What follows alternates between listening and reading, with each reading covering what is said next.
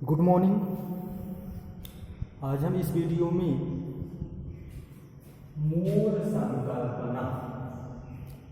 मोल संकल्पना का अध्ययन करेंगे। मोल संकल्पना जैसे कि पिछले कुछ अध्यायों में आप लोग या पिछले कुछ कक्षाओं में आप लोग जानते होंगे कि एक मोल में कणों की संख्या जो होती है 6.022 गुणे 10 घाते 23।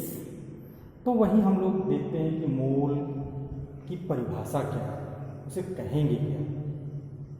ठीक है, तो यहाँ पर अगर हम लोग देखें तो परिभाषा में यह कहा जाता है कि किसी पदार्थ का एक मोल वह मात्रा है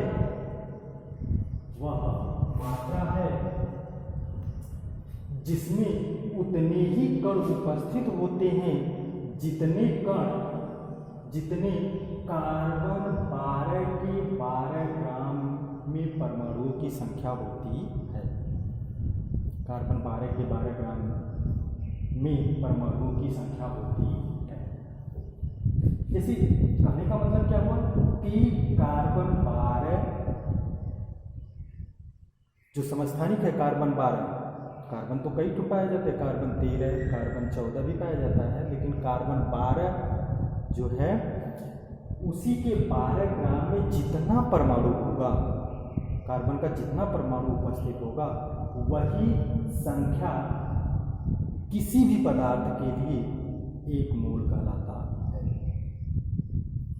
तो बात यहाँ पर आती है कि अगर हम उसकी संख्या का जो मान होता है 6.022 गुणे 10 घाते 23 वो कैसे ज्ञात किया गया, तो यहाँ पर ये देखा जाता है कि कार्बन के एक परमाणु का द्रव्यमान स्पेक्ट्रोस्कोपी द्वारा ज्ञात किया गया।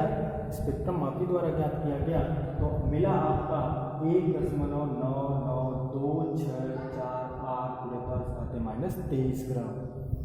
कितना मिला? यही मिला 1.99264 गुणे 10 घाते 23 ग्राम प्राप्त होता है।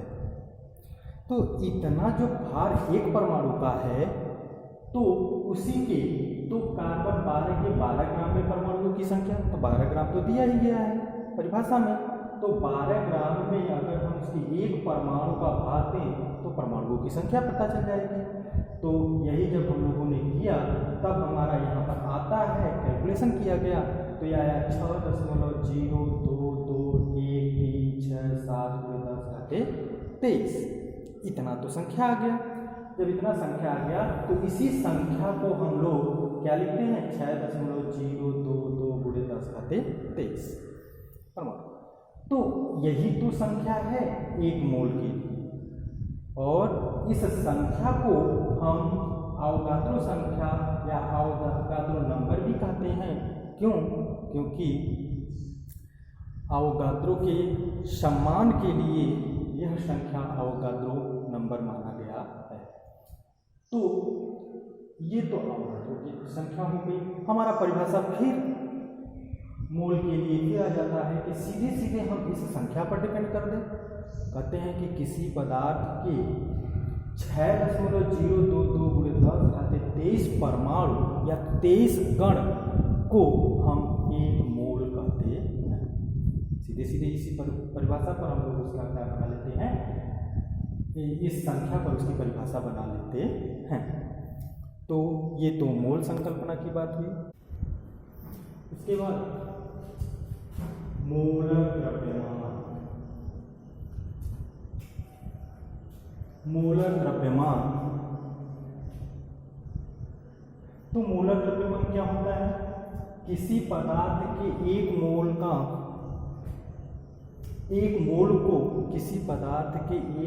को ग्राम में व्यक्त द्रव्यमान को उसका मोलर द्रव्यमान कहते हैं। यानी एक मोल को ग्राम में व्यक्त किया जाए तो उसी को हम लोग क्या कहते हैं, मोलर द्रव्यमान। तो मोलर द्रव्यमान जो होता है एक्चुअली में वो जो भी परमाणु द्रव्यमान होता है या अणु द्रव्यमान होता है या सूत्र द्रव्यमान होता है, उसके जो संख्या होते हैं, उसके जो संख्या होते हैं उस संख्या को ग्राम में व्यक्त कर दिया जाता है तो वह उसका मोलर द्रव्यमान कहलाता है। मतलब जो परमाणु द्रव्यमान, भू द्रव्यमान, सूत्र द्रव्यमान के बराबर ग्राम में मात्रा होती है। अब जैसे कि हमने मान लिया कि एक उदाहरण है हमारा, जल का अनुभार आपका मान लिया जाता है कि 18 दशमलव समथिंग होता है, लेकिन हम अगर 18 मान लें तो जल का मोलर द्रव्यमान आपका हो जाएगा 18 ग्राम। तो ये मोलर द्रव्यमान को प्रदर्शित करता है। इसमें कुछ क्वेश्चन पूछे जाते हैं। ये जो मोल संकल्पना है इसमें क्वेश्चन पूछे जाते हैं कि जैसे कि एक क्वेश्चन ये है कि कि 4.4 ग्राम CO2 में 4.4 ग्राम CO2 में CO2 के अणुओं की संख्या बताइए, संख्या क्या होगी।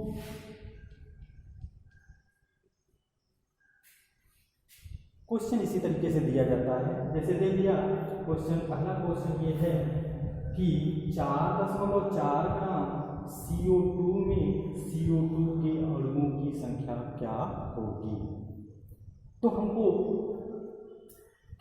पता है, इसमें 4.4 ग्राम भार इसका पता है और CO2 के अणुओं की संख्या हमको ज्ञात करनी है। जबकि हमको क्या पता होना चाहिए, हमको अगर मोल पता होता तो हम मोल का क्या करते, उसकी संख्या में उसको गुणा कर देते और हमारा उनमें अणुओं की संख्या ज्ञात हो जाती। लेकिन मोल क्या होगा, तो मोल तो मोलर द्रव्यमान, मोल मीन्स मोलर द्रव्यमान, और मोलर द्रव्यमान तो CO2 के अणुभार के बराबर होगा, वो भी ग्राम में। तो यानी CO2 के 1 मोल का जो द्रव्यमान होगा इसके अणुभार के बराबर होगा। अर्थात हम यहाँ पर लिखते हैं CO2 के मोलर द्रव्यमान। अगर हम मोलर द्रव्यमान की बात करेंगे तो कार्बन का कितना होता है 12 प्लस ऑक्सीजन का होता है 16 और 2 ऑक्सीजन है तो 16 दूनी 32, टोटल आपका हो जाएगा 44। यानी इसी को हम लोग ग्राम में लिख देते हैं, 44 को क्या लिखते हैं ग्राम में लिखते हैं। तो ये तो हमारा क्या हो जाएगा CO2 के मोलर द्रव्यमान। तो जब मोलर द्रव्यमान हो गया तो आपको कितना दिया गया है 4.4 ग्राम और इसका 1 मोल का द्रव्यमान कितना होता है 44 ग्राम। तो 4.4 ग्राम में मोलों की संख्या, अगर हम ये देखें तो मोलों की संख्या इज इक्वल टू क्या हो जाएगा, मोलों की संख्या इज इक्वल टू हो जाएगा 4.4 बटे आपका हो जाएगा 44 ग्राम। तो आपका क्या हो जाएगा, मिलेगा आपका 0.1 मोल। यानी अब हमको मोल की संख्या पता हो गई। मोल कितना मिला 0.1 मोल। तो जब 0.1 मोल मिला और आपको पता है कि 1 मोल में कणों की संख्या अवगतरों मोल के बराबर होता है 6.002 × 10⁻23। तो अब क्या करें, CO2 के कणों की संख्या, CO2 के अणुओं की संख्या इज इक्वल टू क्या कर लेते हैं, संख्या इज इक्वल टू कर लेते हैं 6.022 × 10⁻23 इंटू 0.1 मोल का मल्टीप्लिकेशन कर देंगे तो हमारा आएगा क्या, आएगा 6.022 × 10⁻22 और लेंगे कितने होंगे, तो 6.022 × 10⁻22 और होंगे मतलब इसमें जो तो आपका दिया गया है उसमें आपका कार्बन डाइऑक्साइड के अणुओं की संख्या कितनी होगी 6.022 × 10⁻²।